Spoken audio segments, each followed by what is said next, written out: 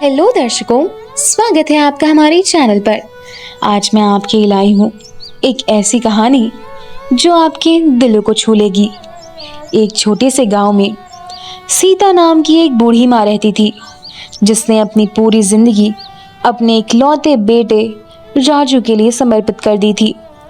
उसके पिता का देहांत बहुत पहले ही हो गया था और तब से उसने अकेले ही मजदूरी करके अपने बेटे को पाला पोसा था। उसने खुद भूखे रहकर राजू को खाना खिलाया, पुराने कपड़े पहनकर उसके लिए नए कपड़े खरीदे और हर मुश्किल में उसका साथ दिया।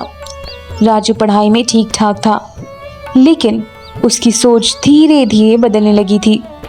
जैसे जैसे वह बड़ा हुआ, उसने अपनी माँ की गरीबी और साधारण जीवन से शर्म आने लगी। गांव के कुछ लड़के उसे चढ़ाते थे कि वह गरीब है और यही बात उसके दिल में घर कर गई।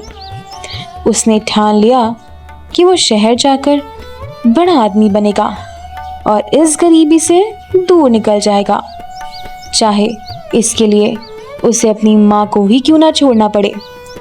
एक दिन बिना किसी को बताए राजू शहर चला गया।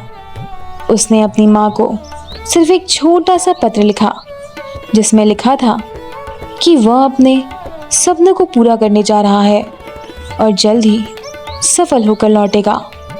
सीता ने जब वो पत्र पढ़ा तो उसकी आंखों में आंसू आ गए, लेकिन उसने अपने बेटे को रोकने की कोशिश नहीं की। वह जानती थी कि हर माँ की तरह उसे अपने बेटे के भविष्य के लिए त्याग करना होगा। उसने रोज भगवान से प्रार्थना करना शुरू की और उसका बेटा सुरक्षित और सफल हो। इधर शहर में राजू ने नौकरी ढूंढनी शुरू की। शुरुआत में तो उसे बहुत कठिनाइयाँ आई और सामना करना पड़ा।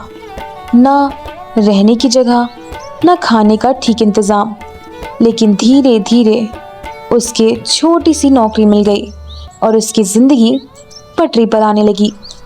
समय बीतता गया और राजू ने मेहनत करके अच्छी नौकरी हासिल कर ली।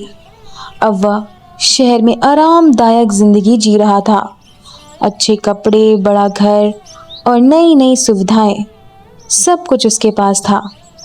लेकिन इस बीच में वह अपनी माँ को भूलता जा रहा था। उसने कभी पलटकर यह नहीं सोचा कि उसकी गांव में माँ अकेली कैसी जिंदगी जी रही होगी। सीता हर दिन अपने बेटे का इंतजार करती रही, उसके पुराने कपड़ों को संभाल कर रखती और हर त्योहार पर उसके लिए खाना बनाती, जैसे अभी कि अभी वो उसके साथ हो। गांव वाले उसे समझाते कि शायद उसका बेटा अब नहीं आएगा, लेकिन एक माँ का दिल उम्मीद नहीं छोड़ता। वह हर गुजरते दिन के साथ और ज़्यादा अकेली होती जा रही थी। एक दिन शहर में राजू की तबीयत अचानक खराब हो गई। उसे अस्पताल में भर्ती कराना पड़ा। डॉक्टरों ने कहा उसकी हालत गंभीर है और तुरंत किसी अस्पताल में भर्ती होने की ज़रूरत है। उसी वक्त उसके पास कोई नहीं था जो उसका ख्याल रख सके। उसके दोस्त और सहकर्मी कुछ देर के लिए आए, लेकिन कोई साथ रुकने को तैयार नहीं था। अकेले अस्पताल के बिस्तर पर लेटे हुए राजू को अपनी माँ की याद आने लगी। उसे एहसास हुआ कि जब वो छोटा था और बीमार पड़ता था तो उसकी माँ पूरी रात जागकर उसकी सेवा करती थी। आज जब उससे किसी की सबसे ज़्यादा ज़रूरत थी, तब उसके पास कोई नहीं था। उसकी आंखों से आंसू बहने लगे और उसे अपनी गलती का एहसास होने लगा। राजू ने तुरंत गांव में अपनी माँ को खबर भेजी। जैसे ही सीता को यह पता चला, वह बिना देर किए शहर के लिए निकल पड़ी। उसके पास ज़्यादा पैसे नहीं थे, लेकिन उसने किसी तरह उधार लेकर सफ़र पूरा किया। कई घंटों की यात्रा के बाद वह अस्पताल पहुंची। जैसे ही उसने अपने बेटे को उस हालात में देखा, उसकी आंखों से आंसू बहने लगे, लेकिन उसने खुद को संभाला और उसकी सेवा में लग गई। वह दिन रात उसके पास बैठी रहती, उसे दवा देती, उसका ख्याल रखती और भगवान से उसकी सलामती की प्रार्थना करती। उसकी ममता और देखभाल का असर धीरे धीरे दिखने लगा और राजू की हालात में सुधार आने लगा। कुछ दिनों बाद राजू पूरी तरह से ठीक हो गया। उसे बस अपनी गलती का पूरा एहसास हो चुका था। उसने अपनी माँ से माफी मांगी और कहा कि अब वह उसे कभी अकेला छोड़कर नहीं जाएगा और वह उसने बहुत बड़ी गलती करी है। सीता ने उसे गले लगाया और कहा कि माँ अपने बच्चों से कभी नाराज नहीं होती। राजू ने फैसला किया कि अब वो अपनी माँ को कभी अकेला नहीं छोड़ेगा। उसने अपनी नौकरी के साथ साथ यह भी तय किया कि वह अपनी माँ के साथ शहर में रखेगा और उसके हर जरूरत का ख्याल रखेगा। उसकी सोच पूरी तरीके से बदल चुकी थी। राजू ने अपनी माँ को शहर ले आया।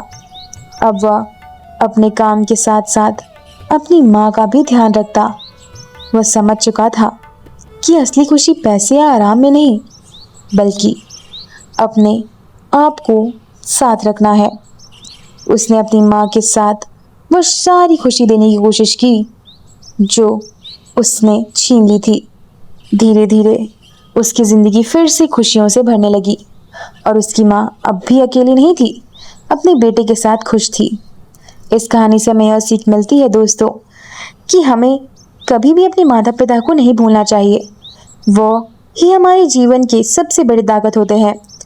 चाहे हम कितने भी बड़े क्यों ना हो, हमें अपने परिवार और उनकी भावनाओं का सम्मान करना चाहिए। राजू की तरह हमें भी अपनी गलतियों को पहचान कर उन्हें सुधार करना चाहिए, क्योंकि सच्चा प्यार, अपनापन ही जीवन की असली दौलत है। दोस्तों, यह थी आज की कहानी। मिलते हैं ऐसी किसी नए वीडियो के साथ। देखने के लिए बहुत बहुत धन्यवाद। अगर आपको हमारी कहानी पसंद आई हो तो इस वीडियो को लाइक करें, शेयर करना बिल्कुल ना भूलें दोस्तों। धन्यवाद।